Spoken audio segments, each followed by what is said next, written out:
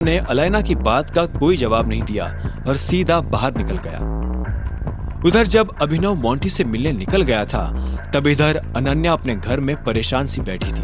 हरदेव ने प्रोटॉन के साथ डील फाइनल करने के लिए सनी को भेजा था। ऐसे में अनन्या को समझ आ गया था कि अब वो कभी अपनी ही कंपनी में हरदेव पाल सिंह की जगह नहीं ले सकती थी। उसे लगने लगा कि आगे भी अपने भाई सनी के अंगूठे के नीचे रहकर ही उसे काम करना पड़ेगा। अब आगे क्या होने वाला था? क्या होगा जब अभिनव मोंटी से पहली बार मिलेगा? क्या वो अपने गुस्से पर काबू रख पाएगा? और क्या अनन्या को जिंदगी देगी दूसरा मौका? अभिनव भी मोंटी का नाम सुनकर गुस्सा हो गया था, लेकिन उसने अपने आप को शांत रखा और मोंटी से मिलने के लिए रवाना हो गया। जैसे ही दोनों बाहर आए तो अलायना ने फिर से पूछा, अभिनव, तुम्हें इतना गुस्सा क्यों आ रहा है? अभिनव जानता था कि जब तक अलायना को उसके सवाल का जवाब नहीं मिलेगा, तब तक वो अभिनव का पीछा नहीं छोड़ेगी। ये उसके बचपन की आदत थी। ऐसे में वो रुका और उसने अलायना की आंखों में देखते हुए कहा, वक्त आने पर सब पता चल जाएगा, और आगे बढ़ने लगा। अलायना एक पल के लिए अपनी जगह पर ही जमी की जमी रह गई। हालांकि उसे अपने सवाल का जवाब तो नहीं मिला, पर वो जानती थी कि अभिनव इस बारे में बात नहीं करना चाहता था। ऐसे में वो भी बिना कुछ कहे अभिनव के साथ आगे चलने लगी थी। ऑफिस के सभी लोग अभिनव को अलायना जैसी पर्सनालिटी के साथ घूमते हुए देखकर तरह तरह की बातें करने लगे थे। कंपनी के बाहर निकलते ही अलायना की चमचमाती महंगी स्पोर्ट्स कार वहां से निकलने के लिए तैयार खड़ी थी। गाड़ी में बैठकर जैसे ही अलायना ने इंजन स्टार्ट किया, वैसे ही अभिनव के सवाल भी शुरू हो गए। मेरे पापा की प्रॉपर्टी वैसे है कहाँ?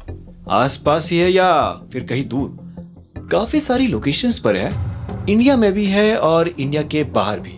फिलहाल तो हम पुणे वाली प्रॉपर्टी पर जा रहे हैं, जो कि सबसे मेन भी है। अलायना ने स्माइल करते हुए कहा। वही अभिनव की जुबान पर एक और सवाल उठाया, हम गाड़ी से पुणे जा रहे हैं, 15-20 घंटे नहीं लग जाएंगे? अलायना हल्की सी हंस पड़ी और उसने फिर से कहा, हम फिलहाल अपने प्राइवेट एयरपोर्ट जा रहे हैं टाइगर। वहां से प्राइवेट जेट लेकर सीधा पुणे लैंड कर जाएंगे। सिर्फ 2 घंटे ही लगेंगे वहां पहुंचने में। प्राइवेट जेट का नाम सुनते ही अभिनव थोड़ा हैरान हो गया। पापा के पास प्राइवेट जेट भी था? अभिनव के भोलेपन पर अलायना ने मुस्कुराया और कहा, सिर्फ प्राइवेट जेट नहीं, एक शिप, एक यॉट, कुछ आइलैंड्स और भी बहुत सारी प्रॉपर्टीज छोड़कर गए हैं वो। अभिनव भले ही बाहर से कुछ दिखा नहीं रहा था, लेकिन अंदर ही अंदर वो ये सब सुनकर हिल गया था। उसे अभी भी यकीन नहीं हो रहा था कि कुछ दिनों पहले तक डिलीवरी करते करते जहां वो 500 रुपए के लिए तरस जाया करता था, अब उसके लिए 5 या 50 करोड़ की चीजें भी कोई बड़ी बात नहीं थी। बातें करते हुए दोनों जल्द ही एयरपोर्ट पहुंच गए और अपने प्राइवेट जेट में बैठ गए।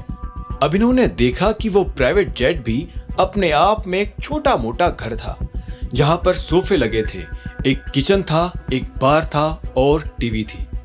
उसको पहले लगता था कि ये सब चीजें होने में ही जिंदगी का असली मजा था, लेकिन अब सब मिल जाने के बाद उसे एहसास हो रहा था कि इन सब में से किसी भी चीज को इस्तेमाल करने के लिए उसके पास वक्त ही नहीं था।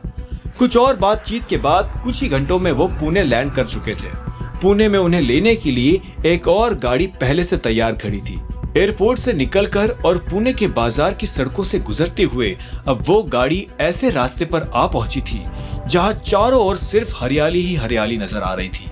तुम आसपास जो भी देखे जा रहे हो वो तुम्हारी ही प्रॉपर्टी है टाइगर। अलायना ने अभिनव को अपने आसपास हैरानी से देखते हुए नोटिस किया। अभिनव ने जब ये बात सुनी तो वो और भी ज्यादा शॉक्ड हो चुका था।